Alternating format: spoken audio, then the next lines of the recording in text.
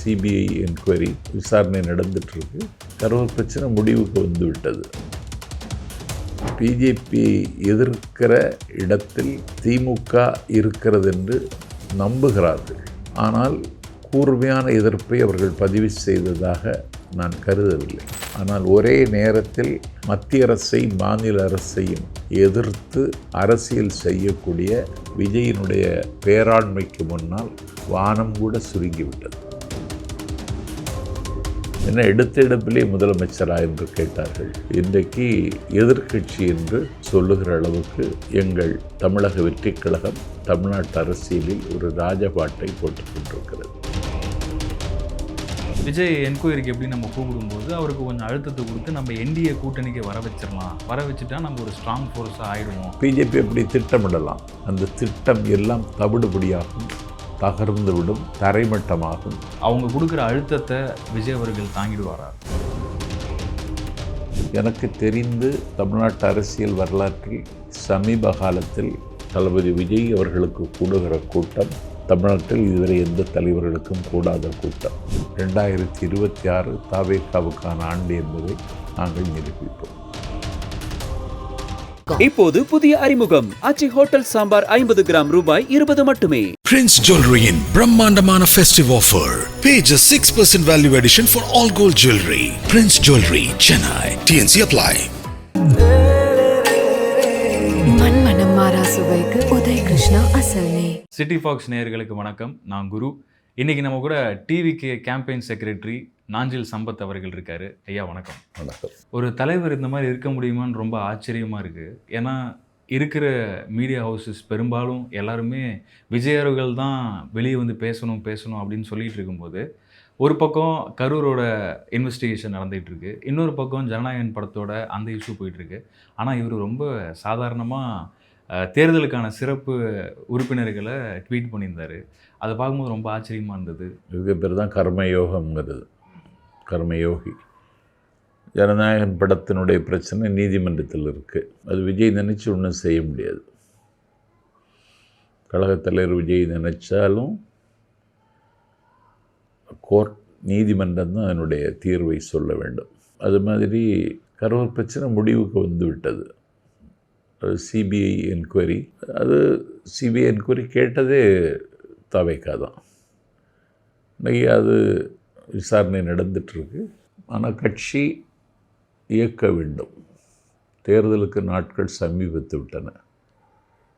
அதனால் doctor Arunraj IRS தலைமையில் குழு போட்டு தேர்தல் அறிக்கை தயாரிக்கிற வேலை மும்முரமாக நடைபெற்று கொண்டிருக்கிறது. தலைவர்களுடைய கண்காணிப்பிலும் கவனத்திலும் தமிழ்நாடு முழுவதும் கழகத்தின் தோழர்கள் ஒரு துப்பாக்கியின் ஓசையை விட அதிகமாகவும், ஒரு பூகம்பத்தின் சீற்றத்தை விட வேகமாகவும் ஆங்காங்கே இயங்கிக் கொண்டிருக்கிறார்கள்.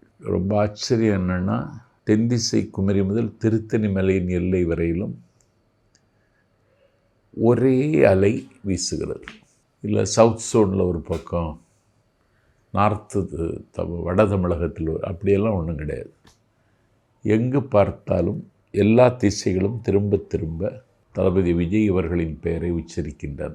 எனக்கு தெரிந்து தமிழ்நாட்டு அரசியல் வரலாற்றில் சமீப காலத்தில் தளபதி விஜய் அவர்களுக்கு கூடுகிற கூட்டம் தமிழ்நாட்டில் இதுவரை எந்த தலைவர்களுக்கும் கூடாத கூட்டம். அதனால தான் அதிர்ச்சியில் உறைந்து போனவர்கள், ஆபத்து வந்து விட்டது என்று அச்சப்படுகிறவர்கள், அடுத்த ஆட்சிக்கு வருவதற்கு வாய்ப்பில்லை என்று கருதுகிறவர்கள், எந்த காலத்திலும் இனிமேல் ஆட்சிக்கு வர முடியாது என்று எண்ணிக்கொண்டிருப்பவர்கள் கொஞ்சம் எங்களை கண்டுகொள்ளாமல் இருக்கிறார்கள். தவேகா என்ற பெயரை உச்சரிப்பதற்கு தயங்கினார்கள், அட்டை கத்தி என்றார்கள். என்ன எடுத்த இடத்திலே முதலமைச்சரா என்று கேட்டார்கள். இன்றைக்கு எதிர்க்கட்சி என்று சொல்லுகிற அளவுக்கு எங்கள் தமிழக வெற்றிக் கழகம் தமிழ்நாட்டு அரசியலில் ஒரு ராஜபாட்டை போட்டு கொண்டிருக்கிறது. அதை நாஞ்சில் சம்பத் அனுபவிக்கிறேன். ஏன்னா நான் பல்வேறு தளங்களிலும் களங்களிலும் பணியாற்றியவர். மனசுக்கு பிடித்ததை, மனச்சாட்சி ஒப்புக்கொண்டதை வெளிப்படுத்துவதை தவிர வேறு அரசியல் எனக்கு தெரியாது. பெரியார் அண்ணாவை பேசி வளர்ந்த எனக்கு பெரியாரையும் அண்ணாவையும் திமுகவில் பேச முடியவில்லை. இனிமேல் பேச முடியும் என்கிற நம்பிக்கை எனக்கு வந்திருக்கிறது.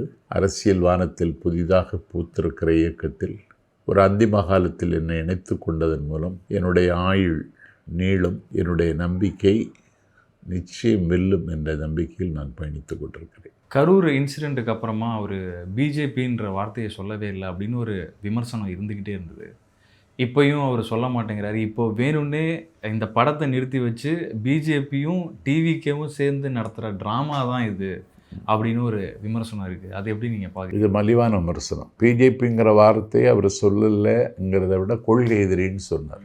ஒரு லட்சக்கணக்கான மக்கள் சங்கமித்த ஈரோடு மாவட்டம் விஜயமங்கலத்தில் நடந்த பொதுக்கூட்டம், நிர்வாகக் குழுவினுடைய ஒருங்கிணைப்பாளர் செங்கோட்டையன் ஏற்பாடு செய்த நிகழ்ச்சியில் அரசியல் எதிரி அப்படின்னு அவர் சொல்ல இந்த திரண்டிருந்த மக்கள் திமுக என்றார். கொள்கை எதிரி என்றவர் குமுற பிஜேபி என்று அந்த மக்கள் திரும்ப சொன்னார்கள். ஆகவே அவர் மௌனமாக இருக்கிறார் என்பது ஏற்றுக்கொள்ள முடியாது. மக்களிடத்திலே பேச வைத்து பயணத்தை தொடருகிறவர் எங்கள் தளபதி விஜய். அதனால் திமுகவும் தவைக்காவும் ஒன்று சேர்ந்து இது செய்கிறது என்று சில பேர் செய்கிற இந்த மலிவான பிரச்சாரத்திற்கு பதில் சொல்வதற்கு எனக்கு கூச்சமாக இருக்கிறது. இப்போது ஒருவேளை பிஜேபியோட எண்ணம் அதுவாக இருந்ததுன்னா, இப்போ வேணுன்ட்டே இந்த படத்தை தடை செஞ்சுட்டு விஜய் என்கொயரிக்கு எப்படி நம்ம கூப்பிடும்போது அவருக்கு கொஞ்சம் அழுத்தத்தை கொடுத்து நம்ம என்டிஏ கூட்டணிக்கு வர வச்சிடலாம், வர வச்சுட்டா நம்ம ஒரு ஸ்ட்ராங் ஃபோர்ஸாக ஆகிடுவோம் அப்படின்னு அவங்க கருதலாம், கனவு காணலாம். அதெல்லாம் நடக்காது. பட் இதோட அழுத்தம் ரொம்ப அதிகமாக, ஏன்னா அங்கே தனியாக தான் அவர் விசாரணைக்கு போயாகணும். அப்படி போகும்போது அவங்க கொடுக்குற அழுத்தத்தை விஜய் அவர்கள் தாங்கிடுவாரா? இங்கே பாருங்கள், அவருக்கு தலைமை ஏற்றுக்கொண்ட இந்த நாஞ்சில் சம்பத் இருக்கான்ல, தமிழ்நாட்டில் 8 சிறைகளில் 7 சிறைச்சாலைகளில் வாசம் செய்தவன். தேச விரோத சட்டத்தையும் தேசிய பாதுகாப்பு சட்டத்தையும் எதிர்கொண்டவன். எனக்கு என்ன அழுத்தம் தந்தார்கள்ங்கிறத இப்போ சொல்ல விரும்பலை. அழுத்தினார்கள், நான் நிமிர்ந்தேன். குட்டினார்கள், நான் குனியவில்லை. தட்டினார்கள், நான் திறக்கவில்லை. முட்டினார்கள், நான் சாயவில்லை. கொட்டினார்கள், எனக்கு காயமில்லை. வெட்டினார்கள், சேதமில்லை. அதனால் ஒரு ஆளுமை உள்ள தலைவன் என்பது அந்த இடத்துல தான் அவர் நிரூபிக்க போகிறார் என்பதை நாடு பார்க்க போகிறது. இப்போ திமுகவை வீழ்த்தணும் அப்படிங்கிறது தான் பிரதானமாக இருக்குது அப்படின்னா அந்த கூட்டணியில் சேர்ந்துக்கிறது நல்லது தானே அப்படின்னு ஒரு சில அரசியல் விமர்சகர்களுக்கு வந்து சொல்லி இல்லை, பிஜேபி கட்சி கூட சேருவது என்பது அவர் அவர் கொள்கை தலைவரிடம் முன்னிறுத்திருக்கிற பெரியாருக்கு செய்கிற துரோகம். பாபா சாஹிப் அம்பேத்கர் காலமெல்லாம் எந்த ஆதிக்கத்தை எதிர்த்தாரோ அந்த பாபா சாஹிப் அம்பேத்கருக்கு செய்கிற துரோகம். காமராஜரை கொல்லுவதற்கு சதி நடந்தது டெல்லியில். அந்த காமராஜரை இன்றைக்கு கொள்கை தலைவராக ஏற்றுக்கொண்ட விஜயினுடைய விசாலமான அரசியலுக்கு ஊனம் ஏற்படுத்தும். வெள்ளை ஏகாதிபத்தியத்தை எதிர்த்து கராக்கிரகத்துக்கு கைக்குழந்தையோடு போன அஞ்சலை அம்மாள் கொள்ளை குடிவிரிக்க வென்ற வெள்ளை ஏகாதிபத்தியத்திற்கு வாளேந்தி போரிட்டு வஞ்சனம் முறைத்து சிவகங்கை சீமை ராணி வேலிநாச்சியாருக்கு செய்கிற துரோகம். அதை எங்கள் தலைவர் செய்ய மாட்டார்.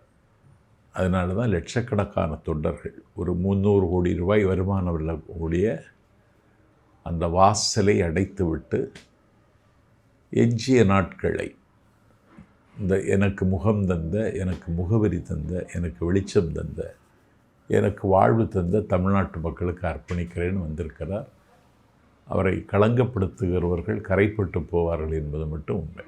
திரும்ப திரும்ப இவர் 300 கோடியை விட்டுட்டு வந்தது 3000 கோடி சம்பாதிக்கிறதுக்கு அப்படின்ற விமர்சனம் திரும்ப திரும்ப வந்துக்கிட்டே. அப்படி எப்படி சம்பாதிக்க முடியும்? இல்லை, அதை சொல்லிகிட்டே இருக்காங்க. அதை கேட்கும்போது இன்னொன்று, அவர் பிஜேபின்ற ஒரு பேரை சொல்லலை அப்படிங்கிறதையும் மீண்டும் மீண்டும் ஒரு நெரேட்டிவாக செட் பண்ணிகிட்டே இருக்காங்க. பேச வேண்டியது அது கிடையாது, முக்கியமானது நிறைய இருக்குது. பட் அதையே திருப்பி திருப்பி ஒரு நெரேட்டிவாக செட் பண்ணி இப்போ நடப்பது யுத்தம். சந்திக்க போகிறது ஒரு பெரிய போர். இந்த போரில் வீழ்த்தப்பட வேண்டிய திமுக. அதனால் திமுகவுக்கு எதிரான விமர்சனங்களை கூர்மையாக வைக்கிறோம். நாடாளுமன்ற தேர்தலுக்கான நாள் வருகிற பொழுது, இந்த தேர்தல் முடிந்த பிறகு அதுக்கப்புறம் அந்த பணியை நாங்கள் தொடருவோம். அதனால் நாங்கள் காம்ப்ரமைஸ் ஒன்றும் செய்யலை. இப்போ இந்த ஜனநாயகன் படத்தை பொறுத்த வரைக்கும் திமுக சைடில் இருக்கிறவங்க எல்லாருமே இதை பிஜேபி அவங்க தான் வேணும்னே அழுத்தம் கொடுத்து தடையில் வச்சுருக்காங்க அப்படின்னு சொல்கிறாங்க. பிஜேபியில் இருக்கிறவங்க இல்லை இது எங்களுக்கும் சிபிஎஃப்சிக்கும் எந்த பிரச்சனையும் இல்லைன்னு சொல்கிறாங்க. இதை பற்றி உங்களுடைய கருத்து என்ன? ஒருவேளை அப்படி இருந்தால் இந்த படத்தை இந்த அளவுக்கு தடை செய்யணும் அப்படின்னு நினைக்கிறதுக்கு இருக்கிற பின்னணி என்னன்னு நினைக்கிறீங்க? இல்லை, அதாவது நான் மாட்சிமைத்து இங்கே முதலமைச்சரை பாராட்டுகிறேன். அவர் என்ன சொன்னார்னா, நீதிமன்றம், தேர்தல் ஆணையம், அமலாக்கத்துறை, சிபிஐ எல்லாவற்றையும் தனதாக்கி கொண்டு தப்பாட்டமடுகிற பிஜேபி இன்றைக்கு தணிக்கை குழுவையும் தன்வசமாக்கி கொண்டது என்று மிகுந்த பெருந்தன்மையோடு சொல்லியிருக்கிறார். இதில் பிஜேபிக்கு ஒரு திட்டம் இருக்கலாம்.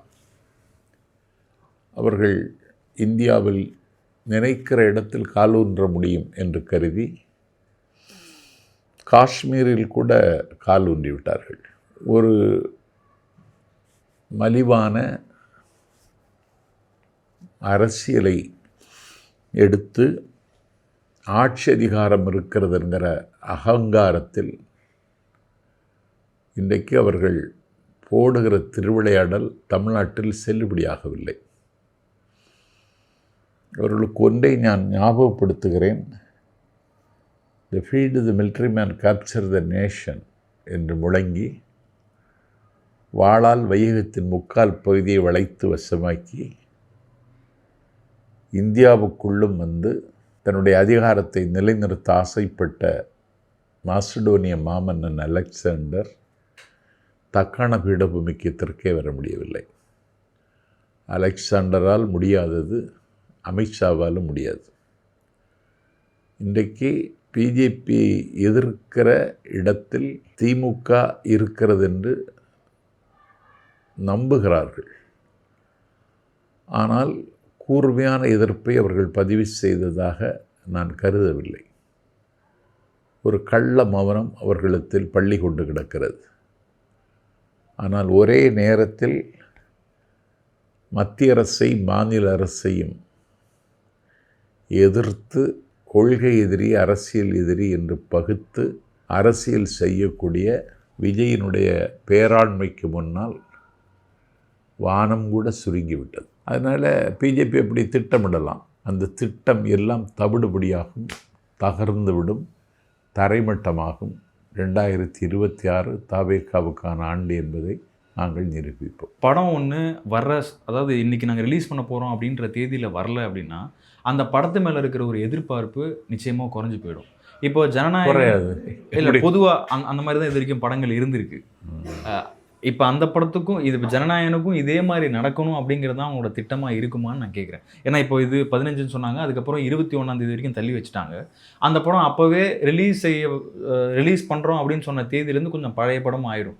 அப்போ அதே மாதிரி ஜனநாயகனும் ஆயிடுமா அப்படின்னு இங்கே இருக்கிற இல்லை ரசிகர்களுக்கு ஒரு சின்ன இல்லை ரசிகர்களுக்கு எதிர்பார்ப்பு அதிகமாக இருக்கிறது. எப்போது வரும் என்றவர்கள் காத்திருக்கிறார்கள்.